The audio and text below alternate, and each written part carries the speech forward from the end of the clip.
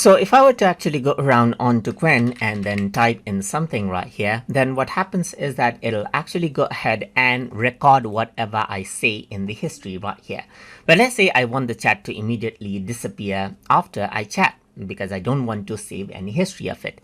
In that case, you can go around onto the Qwen menu and then enable temporary chat right here. So you can see that everything grays out right here and temporary chat is enabled, meaning the history won't be saved. So you can ask something like, where can I go for a good vacation right here, just like this. Then what happens is that Qwen will give you the answer, but it won't actually save out anything right there. And that is how you can actually go ahead and utilize a temporary chat feature so that the history isn't saved. If you want to turn it off, simply go around over here onto the Qwen model menu and then disable the temporary chat, and you can see that the temporary chat is gone. It's not saved anymore because it was a temporary chat right here.